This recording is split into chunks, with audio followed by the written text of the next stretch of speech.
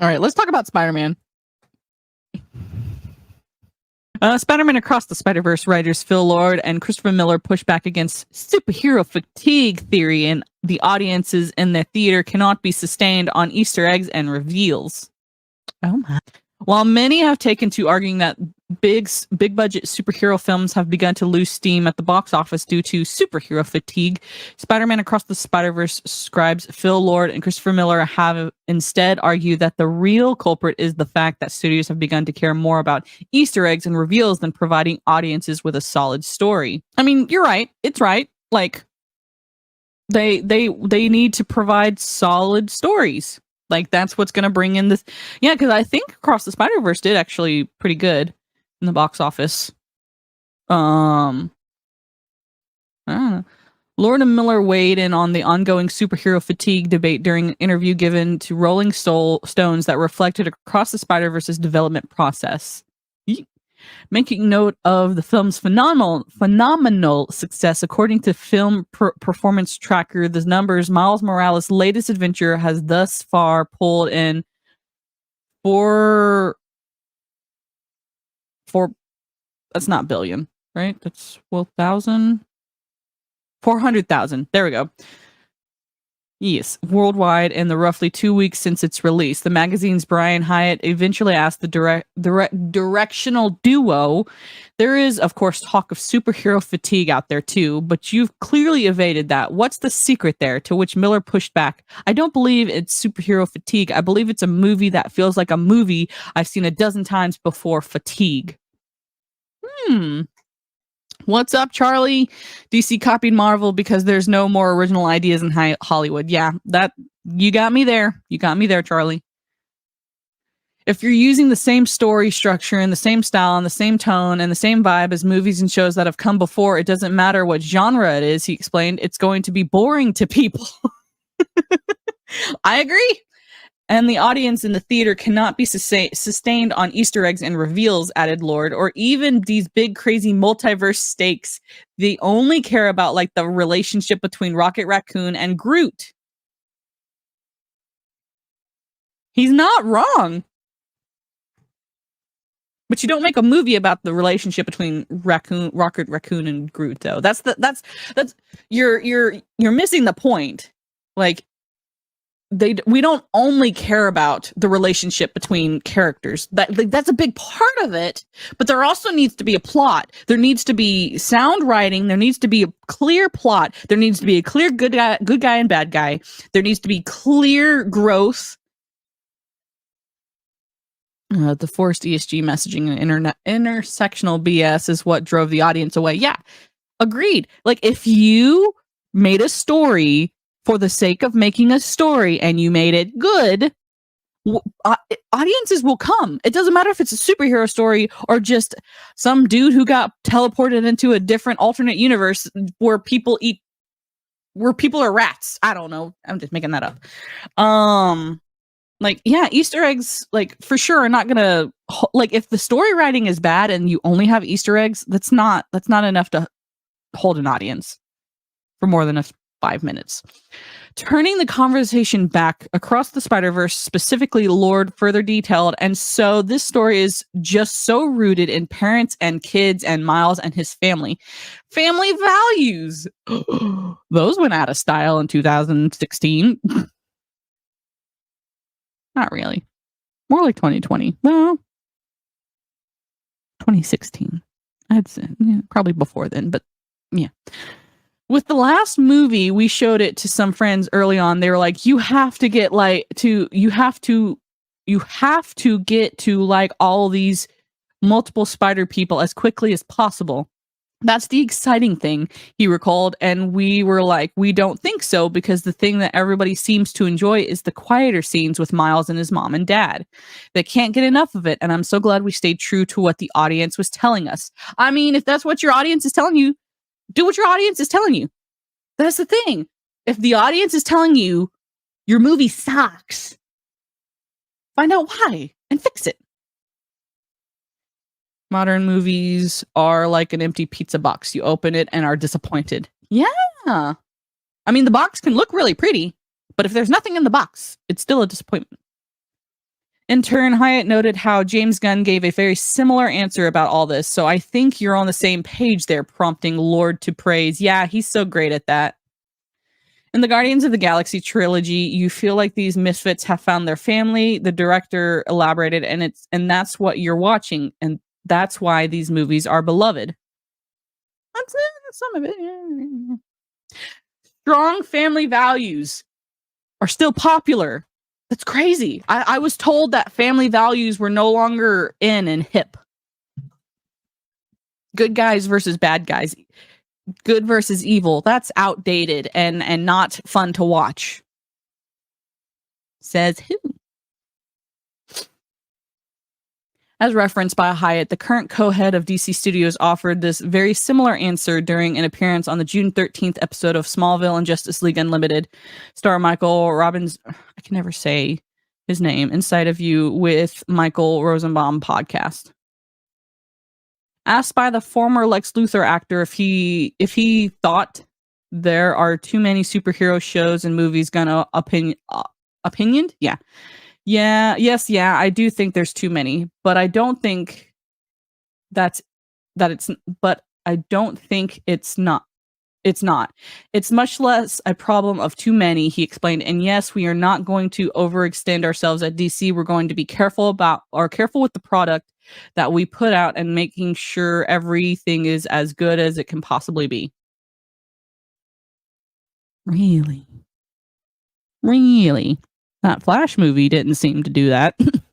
I think that's what's happened. And I think what happened is people have gotten really lazy with their superhero stories, and they have gotten to the place where, oh, it's a superhero, let's make a movie about it. The Guardians of the Galaxy Volume 3 director explained, and let's make a sequel because the first one did pretty well. And they aren't thinking about why is the story special? What makes this story stand apart from the other stories? What is the story at the heart of it all? Why is this character important? What makes this story different? That it fills a need for people in theaters to go see or on television. I think he gets it. And I think that people have gotten a little lazy. A little, he reiterated, and there's a lot of biff power bam stuff happening in movies. Like I'm watching third acts of superhero films where I really just don't feel like there's a rhyme or a reason to what's happening. I don't care about these characters. Wow, it's like these bigots are watching Nerdrotic and Friday Night Tights. Letting his opinion flow, Gunn further declared, and they've gotten too generic. There's this sort of middle of the road type of genre tone that so many superhero movies, as opposed to having very different genres, he told Rosenbaum. I like very serious superhero movies. I like very comedic superhero movies. I like ones that are really just a murder mystery, but it's with superheroes. I like to see these different types of stories as opposed to seeing the same story told over and over again. This guy gets it. Yeesh.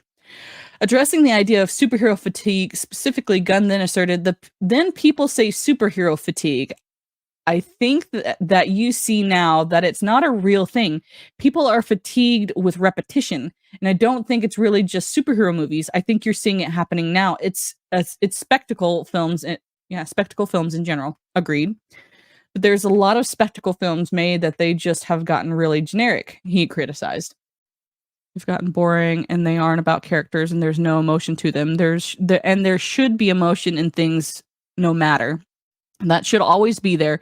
Some type of emotion. I'm not saying it can't be really light. I'm not saying it can't be really heavy. I'm saying there should be some sort of emotion. Yeah. I mean, I agree. Like I'm fine with seeing a superhero movie or TV series if the writing is good and I care about the characters. Like if the writing is bad and the characters are blah, like I'm not gonna watch it. Like even if it has Superman, I'm not gonna watch it if it's just, oh, Superman, saved a kitten out of a tree. Again. Oh, that's okay. That's interesting. Yep. Is there any good or bad thing? Like, well, he saved a kitten. Like, okay. Anything else? Nope. Okay. Quality is important. Yep. Let's be honest, there isn't Star Wars or superhero fatigue. It's all garbage, pandering agenda, story fatigue. Yeah, that's it. And that's kind of what the article is mostly touching on is people are just tired of trash stories.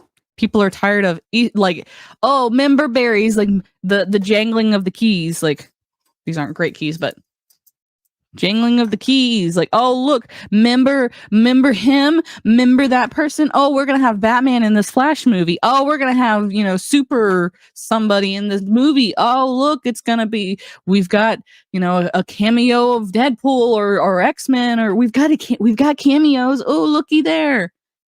That can hold someone's attention for 5 minutes, not for 3 to 4 hours, which is how long most of these movies are now. You can't expect people to sit and watch a 3-hour long movie about nothing, except for this woman who is of color being the bestest ever and just solving all of the things without any issue. There's no character development. There's no reason you should care about these characters. Like a lot of these, because they've been made villains super sympathetic, we care more about the villain than we do about the hero. And I think that's on purpose. I think that's what a lot of Hollywood wants is they want the villains to win because they are the villains. Who said that? Who said that? I mean, that's just my opinion. I think that they want to see themselves on screen and they see themselves as the villain, so they want the villain to be likable. I don't know. Could be a subconscious thing that they're not intentionally trying to do. Unearned skill and glory. Yep. I agree. They want to be the bestest without trying. That's what participation trophies will do to you. Nostalgia is being driven into the ground. We like it when it happens randomly, but saturated and knowing it's coming all the time. Yeah. Yeah. It gets old and boring. Like, sure, nostalgia is great. Like, if you do it well, if you honor the source material, if you honor what came before you, instead of saying, oh, we're going to do it better. Like, no, you're not. The simple fact that you made that statement, your film book project is going to fail because you're trying to say that you're better than the original and you're not. Just that's it. Like we're in the era of remakes and redos and reshoots and rethings. Like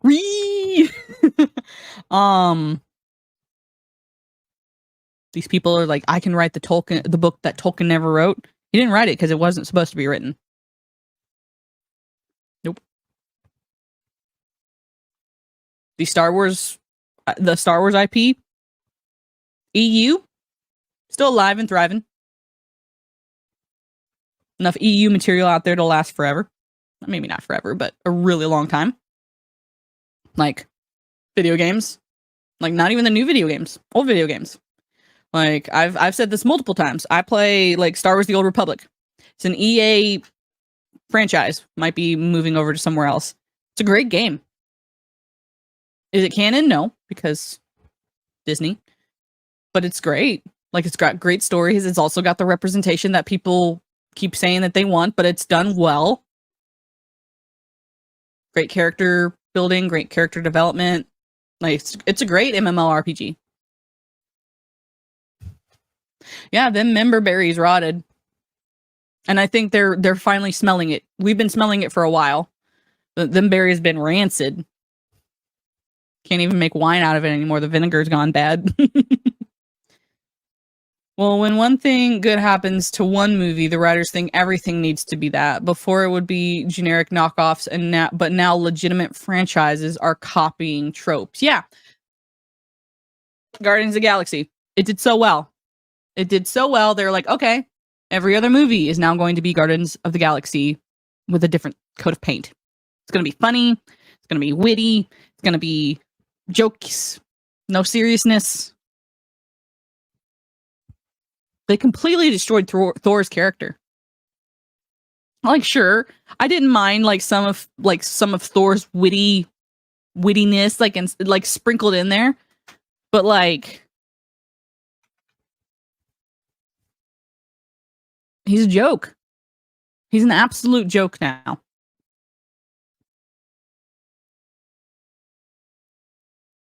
Captain Marvel could have been good. They did the original Captain Marvel. Mike Marvel. Secret Wars? Bro, if they had done Secret Wars and then Infinity War, bro. Ragnarok adding 70s music was trying to copy Guardians. Yup.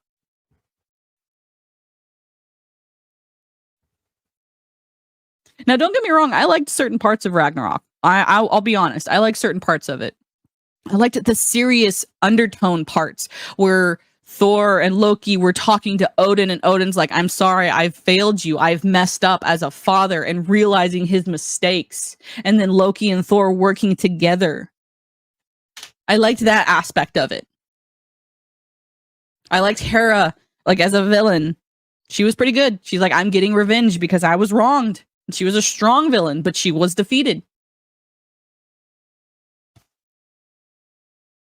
I don't like King Valkyrie, though. That was stupid. Like, really stupid. Ugh. But there were aspects, like, that I liked. They shouldn't... Suicide Squad? That was Suicide Squad should have been very similar in tone to Guardians of the Galaxy, but it wasn't supposed to be a cut and paste, like, word for word, which I feel like too many people... Yeah. And just... It's not superhero fatigue. It's crap fatigue. We're tired of smelling shit. We as an audience, as customers, are tired of being given mediocre, low quality stuff, and it's being called fabulous. It's being called greatness. It's being called these wonderful things it's not. And people are tired of the lie. People are waking up. People are realizing that they have been hoodwinked. It's like, oh, you just want me in the theater and to watch this bad movie and to tell you that you're amazing and awesome, even though we know this movie or this TV series is bad. People are realizing that that's a lie. People are realizing it finally. So yeah, what do you guys think? Do you think that the article is correct, that it's not superhero specific fatigue, it is just fatigue of the same boring story over and over and over again, maybe just with some different colors splashed on it?